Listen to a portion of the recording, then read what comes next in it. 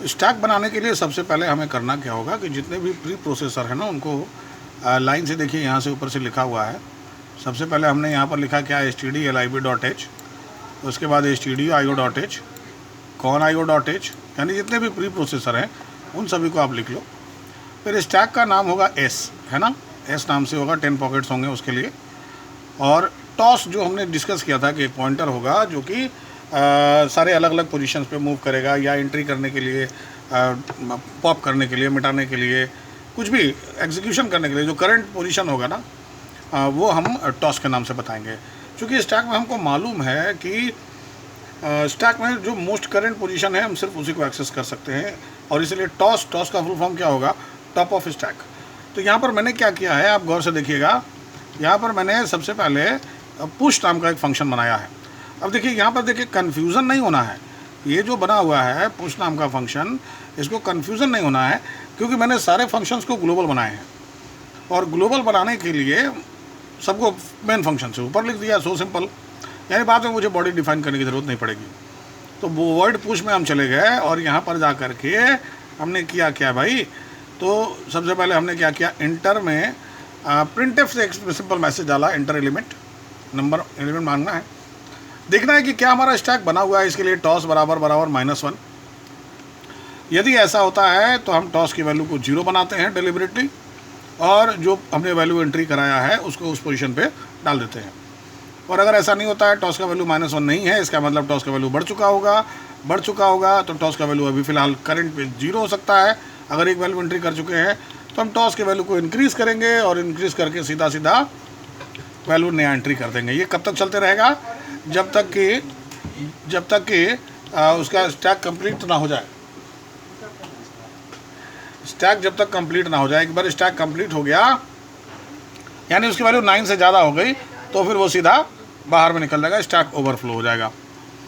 अब आते हैं, अगर मिटाना है तो मिटाने का मतलब जो करंट मोस्ट वैल्यू है उसको मिटा दो। लेकिन क्या स्टैक है, कैसे कन्फर्म होगा, तो अगर टॉस की वैल्यू 0 से छोटी है, टॉस इज लेस देन 0, इसका मतलब स्टैक है ही नहीं, तो अंडरफ्लो है ना, यहाँ पर अंडरफ्लो लिखा हुआ है, आप देख रहे हैं। और इसके बाद कह रहा है कि अगर टॉस का वैल्यू 0 से नीचे नहीं है, टॉस का वैल्यू ऊपर है, तो सीधे तौर पर हमको जो करंट वैल्यू है उसको मिटा देना है, टॉस के पोजीशन को चेंज कर देना है।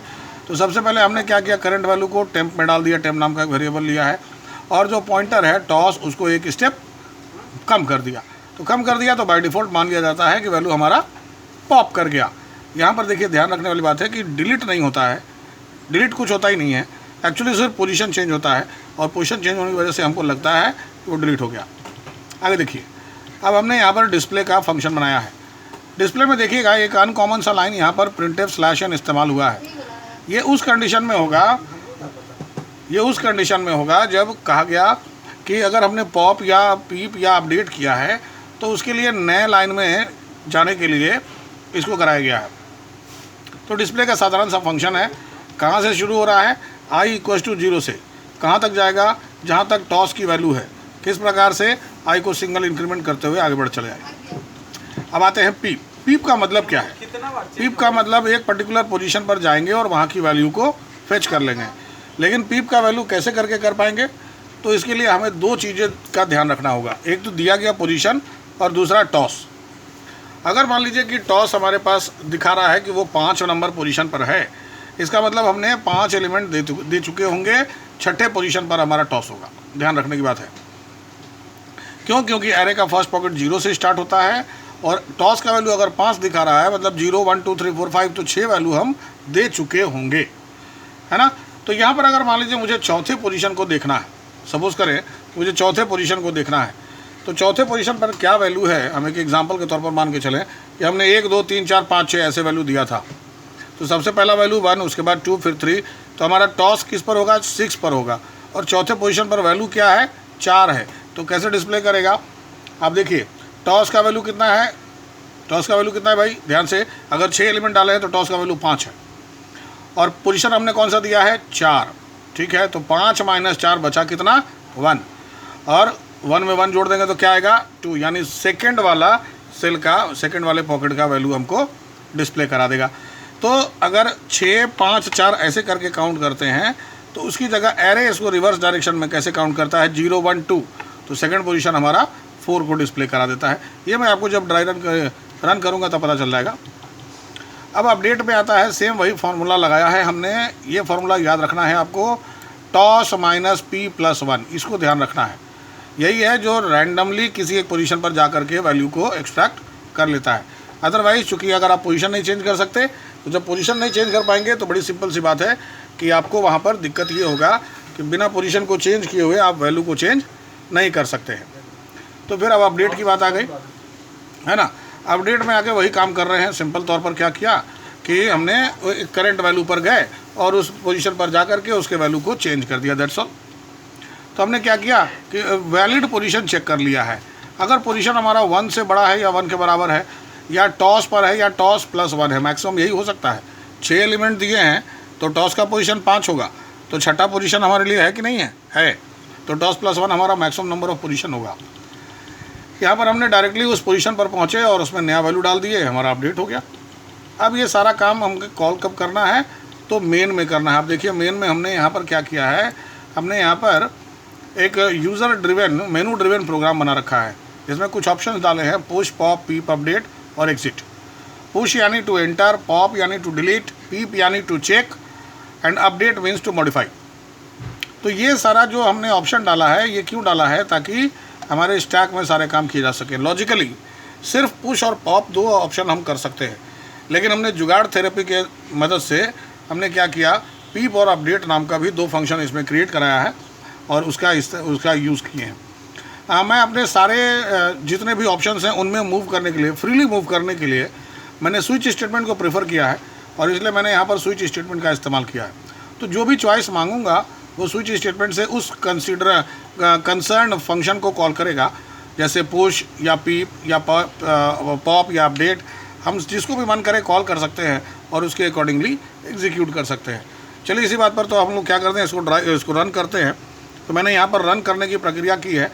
आपके सामने मेनू दिख रहा है, 1 नंबर पे पुश, 2 नंबर पे पॉप, 3 नंबर पे पीप, ऐसा बोल के, और उसके नीचे एक मैसेज मांग रहा है, एंटर योर चॉइस 1 2 3 4 5। हमने सबसे पहला चॉइस दिया 1। एंटर करने पर हमसे एलिमेंट मांगता है, हमने एलिमेंट डाल दिया 10। आप देख सकते हैं कि आपके सामने डिस्प्ले हो गया है और आपसे मांगता है कि क्या आप आगे कंटिन्यू करना चाहते हैं। आपको येस या नो में प्रेस करना है। तो मान लीजिए हमने येस प्रेस किया। आप एक चीज़ और देखिएगा कि हमने स्मॉल या कैपिटल कैसा भी दे वो एक्सेप्ट कर लेता है, ऐसा नहीं है। आपके कोडिंग में इसके लिए अलग से कंटेंट डाला गया है, उसको हम लोग वापस एक बार देखेंगे। एंटर योर चॉइस, फिर से क्या करना, फिर से पुश करेंगे, 1 एंटर किया और इस बार एलिमेंट हमने डाल दिया 20। तो अब हमारा डिस्प्ले क्या हो रहा है, 10 के बाद 20। अभी देखिए इस बार कैपिटल वाई डालता हूँ तो भी ले रहा है, यानी कि ये ट्रू है। अब हम इस पर फिर एक बार 1 डालते हैं और हमारा इस बार जो एलिमेंट मांगा हमने डाल दिया 30। तो हमारे पास 3 एलिमेंट हो गए, 10 20 30। अब मैं चाहता हूँ कि पॉप करूँ, तो पॉप करने के लिए जैसे ही मैं अपना ऑप्शन दूंगा 2 नंबर, ये मुझसे बिना कुछ पूछे हुए आपको दिखा दिया सीधा कि deleted element is 30 and list is 10 and 20। ठीक है ना। कंटिन्यू करते हैं, आगे वाई पर बढ़ते हैं, फिर से एक नया एलिमेंट एंट्री करेंगे और इस बार डाल देंगे 40। आप देखिए 10 20 40 आ गया। अब मैं चाहता हूँ कि पीप करना, तो यहाँ पर क्या करेंगे, येस करेंगे और 3 नंबर दे देंगे। पीप का ऑप्शन 3 नंबर है। कौन सा वैल्यू, दूसरा वैल्यू हमको देखना है, हमने 2 दे दिया है ना। देखिए इनवैलिड चॉइस दिया, क्यों, क्योंकि मैंने गलती कर दी थी, मैंने एग्जीक्यूशन में 3 के बाद ही 2 डाल दिया था, एंटर नहीं किया था। तो चॉइस को एंट्री करेंगे और यहाँ पर 3 देंगे, एंट्री करेंगे, पोजीशन मांगता है, पोजीशन में हमने 2 दिया और आपको वैल्यू दिखा रहा है peeped element is 20। Enter your choice to continue, yes. अब आप बोलेंगे कि 2 दे दिया तो 20 आ गया, इधर से भी उधर से भी, बट कन्फर्मेशन कैसे होगा। चलिए क्या करते हैं, पोजीशन टू पीप 1, जैसे ही 1 देते हैं तो आपके लिए 40 डिस्प्ले होता है ना।